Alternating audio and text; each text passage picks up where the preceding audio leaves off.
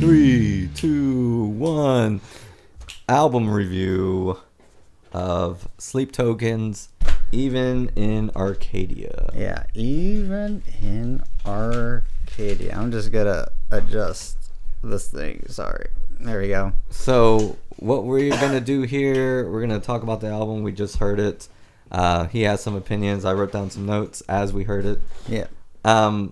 What you're not going to see is us reacting to the album, because when we're listening to music, we're attentively listening and we're pretty quiet.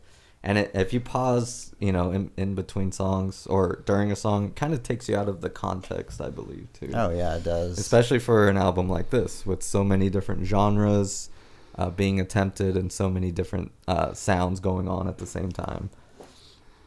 Do you want to start with overall thoughts? Overall thoughts of the album, I want to save that for the end. All right, that's what I want. We'll go through each song then. Yeah, let's go through each song. I'd say I'm going to tell you what I like about each of the songs. There might be things I dislike, but, it's just how we're going to do our thing. Yeah. All right. So do you want to go first on the very first song, Look to Windward? Yeah, I'll start with that. This one was an okay track to me. There's going to be recurring things that bother me. And one of the big ones is drum boxes in the verse. Uh-oh. Drum box in the verse. Drum box in the verse. I have that written down a lot of times, including this one. When you have... And I have seen this drummer play live, and he's really good. He's a really good drummer. And I don't know, when you just have a drum box and switching off, it kind of feels a little inauthentic. And I also put a repeating motif, Will You Hold This in Clips in Me. When I heard this, I'm like, oh, this is going to be the pop sounding song of the album. Little did I know more of that would come later. But overall, I thought it was a solid song. I just had a problem with the drum box. That was my issue. I mean, I get that. I mean, you're a drummer, you're half drummer, or I don't know. You play a lot. I don't know anymore. But I personally didn't have a problem with it. It seemed to fit with me because it was it turned into a hip hop kind of ordeal song. But I like the build up to the actual real instruments. And you're not gonna like what I'm about to say here, but I like the whole whoop. Oh, I don't know. It took me out of it. I like it. I like that. I thought that was pretty good. The first song was good. It's not my favorite song on the album. If I go back and hear some of those songs, number one's not going to be the one I go back and listen to. All right, let's go to Emergence. So this one I have country melody. He kind of has this accent going on that a lot of country artists use. Lots of piano. Again, the drum box. I just wrote electronic crap. I don't know what that is referring to. Oh, this one's the one with the sax solo at the end that I felt should be in the middle. They kind of just tagged it on, and then it faded out, so it didn't even come to a conclusion. Right. And just like with the other song, electronic until distortion comes in, that's when real drums come into. That's another theme you'll see on this album.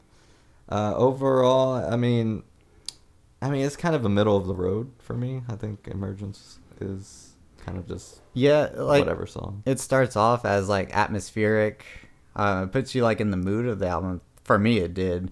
I like the whole guitar breakdown in the middle, and especially like the one at the end. And then when the saxophone came out, it kind of came out of nowhere. And I do agree with you on that. Like they should have placed it like in the middle of the song or something. Yeah. Whereas like why the end and it's just fading off, which I kind of get, but at the same time, a bigger part of me would rather have it in the center of the song or like occurring more often in like the song. Like it could occur like on the bridge and then back in the final chorus or something. I don't know. Oh, that's yeah. that's just me. Putting it in the middle and the end, Yeah. I think would be the strongest. But yeah, just middle, I think, for me on Emergence. Right. Then we have track 3, Past Self. This was one I didn't. It's not that I don't like it. It's a pop song. Not much to it. It's pop motifs, and it really like, because you said Emergence is setting the mood for the album. Yeah. And then this one comes on, and I get there's that motif that you'll bring up that you like, the ostinato stuff. But I don't know. It just kind of like you have this image of this medieval scene atmosphere going on, and then you have not so much this song, but other songs that are gonna kind of take you out of that. I didn't write much. There was no real drum kit, no real like, it's just really a drum box vocal. It's a pop song, really. Yeah. Like that's what I wrote.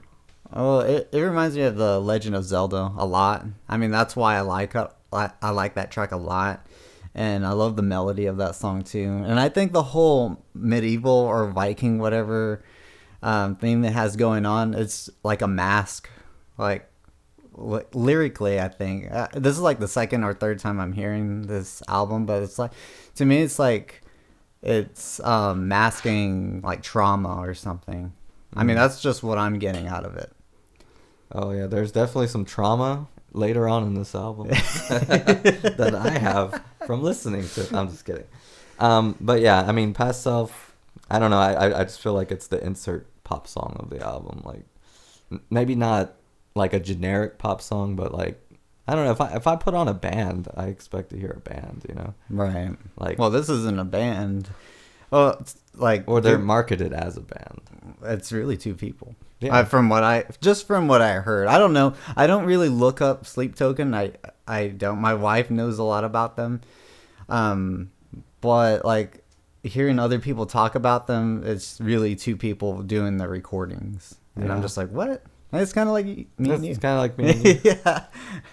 Well, we'll move on to Dangerous. This one I like. This was one I'm starting to get like, okay, I actually like. I would put this on. The guitar tone I wrote out as a standout, very clean.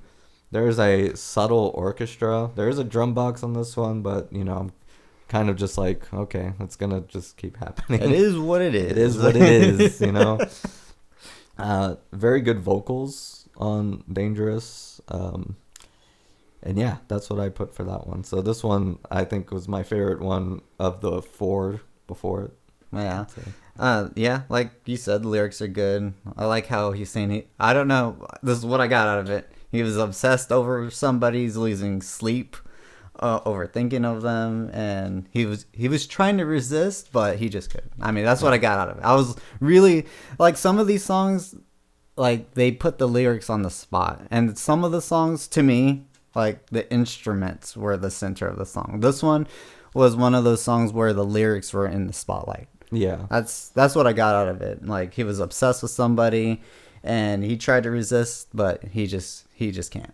And you're going to get something I noticed for sure. It feels like different people wrote different songs lyrically.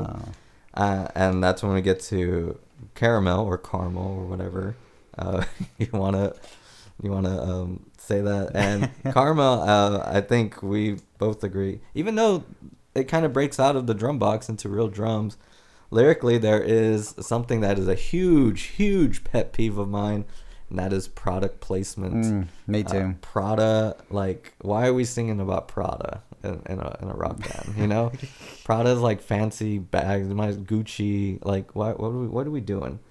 Yeah, I didn't like that either. About caramel or Carmel. Yeah, And it ruined the song for me. yeah. It takes me out of everything. I'm so focused on like what? Yeah. Like, this is a song that actually made me pull up the lyrics for all the other songs going forward, because I'm like, what is happening? It feels like someone's injecting something into this talented musical group. And it goes to duo. what you're saying about like different people are writing the lyrics for the songs. Like it feels like a different person wrote the lyrics for the song. Yeah. I'm just like, this isn't the same person that wrote track 3. It's not the same person that wrote the very first track. I don't know. That's just what I'm thinking now. Yeah, I mean, it's either that or it's someone telling them, "Hey, you need to hit this, you need to hit this," and yeah, I mean, but yeah, that song, I could remove it from the album, and I'd be okay. Then there's Even in Arcadia. I brought up the country accent again. The timing of the chorus, there's like a little time signature change. Really good lyrics. Again, it's totally different than whatever was happening in the last song. I did write, wouldn't think this is from a band. And that's something I've said in the other songs too. It really feels like either a solo artist or, just one person, like a single artist. Like, it doesn't feel like I'm listening to a band's music, I would say. With even this one. Violins go hard. Oh, I yes. also wrote that too. That was my favorite part of the song. Like when the violin came out, it was just like perfect to me. I'm like, yes, this is a really good track. I would actually go back to this one and like listen to it again. And if there is a medieval theme, if that is the case, because so many songs are kind of not doing that, this one has that theme, I think, best of the whole album. Like it really makes you feel like you look at the album cover and you hear the song and they go together. It makes it feel like that. And then we have Provider. Yeah, like a spider.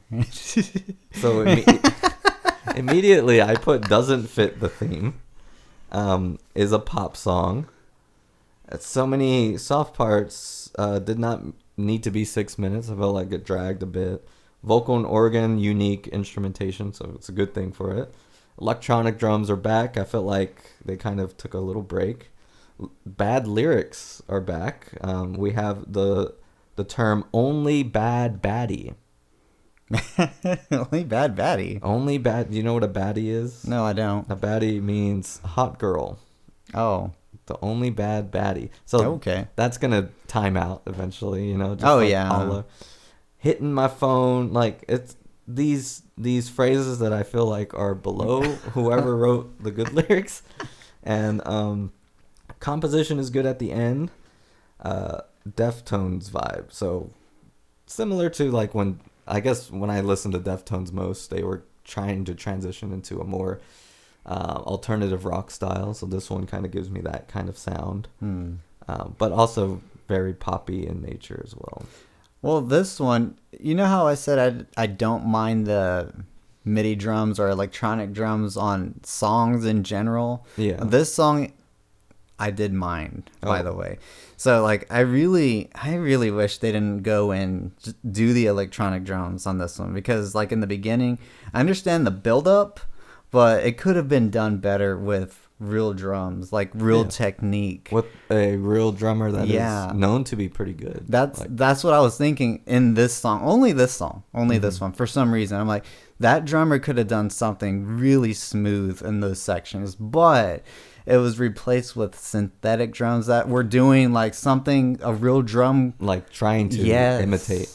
And that actually comes up somewhere else too, where they actually tried to. I think it's the next song too. So we'll just go ahead and go to the next song. Yeah. Go with that. Yeah, I'm good with that, of course. I can't. Democles. I don't know. Forgive us. Some of these names we're just not familiar with. I'm familiar with some of these names, but Democles, we're not familiar. But that name is trying to fit a theme that's like more medieval. Like that's what it tells me. Yeah. And the lyrics have words like empire, so like it's trying to go with the theme that some of the songs go with. Lyrics are much better, so the good lyric writers back. This one, the program drums were really stand out. Like it really felt fake on some parts, because like it is mixed. It feels like it's either mixed with real drums or I'm just being fooled on the heavier parts and it's just all synthetic. But yeah, the fake drums really stood out to me in this one. Yeah, that's pretty much all I got. I really love the melody on this one. Like, it was amazing. I couldn't necessarily, I mean, like, I was listening to the lyrics and, put in the sword and all that stuff he was saying, like, that, all that stuff's on the surface. But, like, putting all that aside, like, the message I got from this was that he was in fear of being abandoned. And, like, he just couldn't, like, fully relax because he wants to be loved, but he has to risk loving someone that would probably ruin him. That's what I got out of it. I mean, the whole medieval thing was just like a surface thing. To me, it was. I don't know. I could be just listening to it and getting the whole message wrong, but like that's what I got out of it.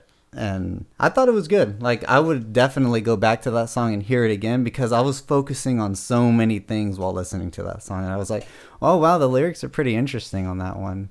That's a song I would go back and listen to. Tape sound effect was pretty cool. There was a little oh, sound yeah. effect there. I like that. Anyway, so next one, Gethsemane, right? Gethsemane. So this one, we're at track 9 of the album, and I noticed there is a lot of slow parts in the album, slow parts, piano, and I put maybe too much, maybe there's too much of that.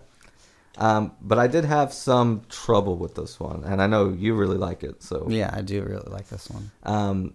So one of the genres of Sound Token is math rock, and this is the only song that hits it. And I put math rock section too brief, because when it came out, I'm like, okay, like this might be my favorite song. And I put real drums until not. So we have real drums, or at least realistic sounding drums, and then it just kind of goes away. And ballad mixed with math rock, but the math rock never came back. It was just on that one section, way too brief. If they're gonna have only one section of math rock, it needed to be at the end, because that's the only part of the album that has math rock. Why not build towards it, it just felt like it was a box they needed to check. They checked and then they moved on. Like, that's what it felt like to me. Well, I mean, yeah, I get that, but like the instrument, yeah, I get all what you're saying. And it's like, I'm not trying to bash you or anything like that, but like I get what they're doing too. Like, it's in one section, and that one section is like a special section. It makes me want to go back and listen to the whole thing and like understand why they did that. And not only that, but like kind of want to go back and listen to the lyrics again, because I wasn't really listening to the lyrics on this one. I was listening to more of the instrumentation, and I was like, wow, that's interesting. Like you said, like why didn't that math rock part come back? Like I'm questioning that still. I'm like, why didn't it come back?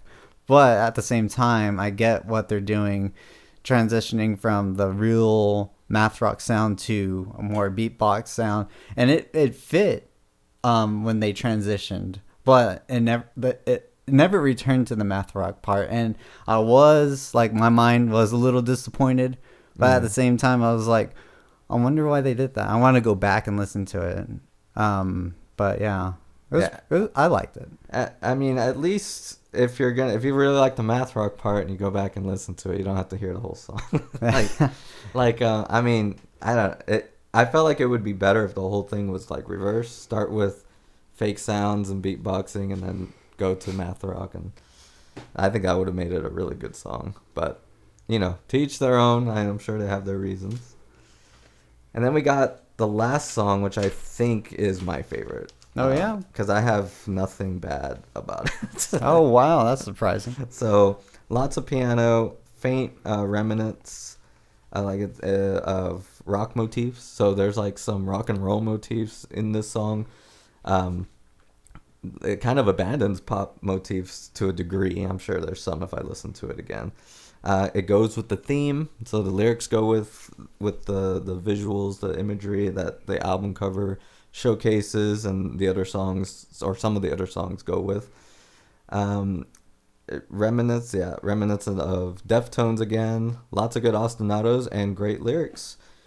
Pretty good stuff. Drifting harmony. I don't know if anyone knows what that means, but I do. I'm just joking. I don't. It's just like a chord progression, just kind of like going wherever it wants to. So that's pretty cool. I think that's probably my favorite song of the album. And it brings back the track one. What is he saying?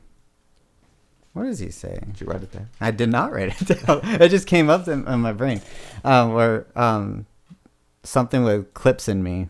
Oh, will you halt this eclipse in me? Oh, eclipse. Will you? Yeah. Will you? Oh, okay. Eclipse. So they brought that back. Yeah. I thought Recurring that was motif. Yeah, recurring motif. Recurring motif. Hey, there it is. It's here. That's something I really like, actually. Yeah, I like it too. Yeah. I like that whole track. It makes me feel like I'm in an actual bathhouse. Hey, I'm just being honest. I mean, it's a good song to take a bath to. That is all I wrote on that song. It makes me feel like I'm in an actual bathhouse.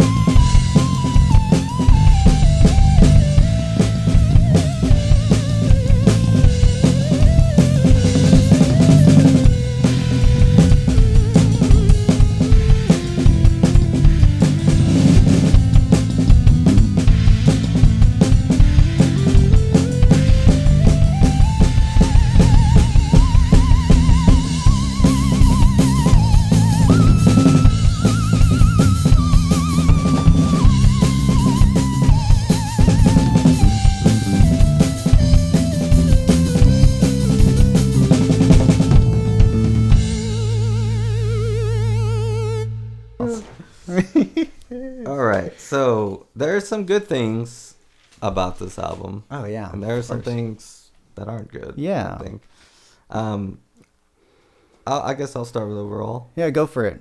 Overall, now I mean, from what you told me on like how this album was made, maybe the drummer wasn't always available. And maybe, there's all these maybes. Maybe this is why they use the synthetic drums. Maybe this is why availability, and I don't know. If you're doing this stuff for a living, and you sign a contract to a band, I feel like that shouldn't matter. As far as like for track 8, they tried to imitate real drums with that song. It's like just have the guy there or get a different drummer, in my mind, that's where my mind goes. I feel like there's too much pop on this album. I feel like this is a John Fieldman taking a rock band that's well established and telling them to do all these things that they normally wouldn't do. I don't know if that's the case or if they're just doing it on their own. Power to them. I know why they're doing it. And I think I gave you this quote yesterday when we were hanging out. I feel like the mentality is this is gonna get people who like pop to like hardcore or harder core rock and roll, heavier sounds. But I feel like in a way it actually just takes those people who like the heavy metal and make them more akin to pop. Like, oh, Sleep Token does that motif, so I like this Bad Bunny song. And I'm really against like gentrification of music, like where it all just sounds the same. And you get that on some of the tracks on this album, I would say, like especially like Provider, and Caramel for sure. But you get the Sleep Token stuff too, and it feels like if I had to say it, it feels like Sleep Token is special guest appearing on their own album in some cases. Oh man. Yeah, like that's what it feels like. I felt the same way when Muse started doing that, and when I think One OK Rock started doing that too. Oh, I mean, you can Yeah. definitely tell when those artists were doing that. Yeah, Golly. John Fieldman makes it very obvious. Yeah, John Fieldman does. I don't know. I couldn't feel that with this album, and it's largely because I don't listen to Sleep Token. Like Me this is neither. this is like the first album I've listened to, and I did hear a song back in the day, and I was like, oh wow, that's pretty cool and interesting. But like again, like I don't know their true sound. Mhm. Like this right here to me is their true sound. I'm just gonna rate this like out of 10. So like, go for I would give it a 9 out of 10, and that's because I could pull more than 2 songs. Like legitimately, I'm not just saying this to please anybody, but like I could pull more than 2 songs, download them, not illegally. Like I would buy them. I could pull them, listen to them, like re-listen to them, and like analyze lyrics, analyze instrumentation, jog to them, like work out to them. Like I can do those things with those songs, and those songs are like Demosthenes or whatever, track 8, Gethsemane. I would definitely listen to that one again. Even in Arcadia, of course, I would listen to that one again, and Past Self. Like those are just the songs I would like. I started them. I'm like, I want to go back, listen to them again. Like I could just enjoy them, run to them, drive to them. Like those are the songs I want to listen to. As far as the other songs go, I mean, they're not necessarily bad, but like I wouldn't listen to them again. Yeah. Like in a ritual sense. But I would give it a 9 out of 10 just because I can pull more than 2 tracks. Now, if I could only pull 1 track from the album, it gets like a 5, but that's not the case on this album. So it's not bad.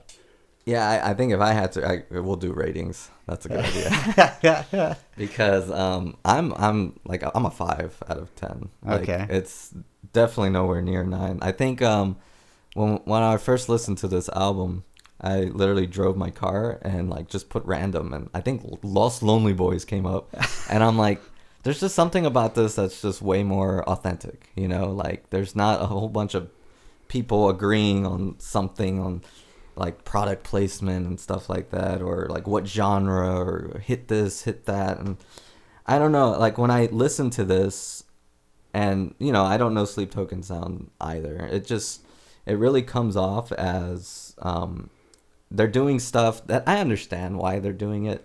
They're trying to appeal to that market. They're trying to appeal to that audience, trying to appeal to that. It's smart, but it's just something that I wouldn't personally do. I wouldn't be like, oh, they use this triplet melody motif, I'm going to use that too. Or the accent of the singer. Like, it's just stuff I wouldn't do. And nothing if I criticize this, it's not saying that it's bad. It's just like I wouldn't like it. I don't like to listen to stuff like that. Which is why I probably would give it a 5. I think 5 is probably the lowest I would give something, unless like it's really, really, really, like really subjectively bad. But like this is like, this is subjective. If you like it, you like it. Don't let me stop you from enjoying it. Yeah. It's just my take on it.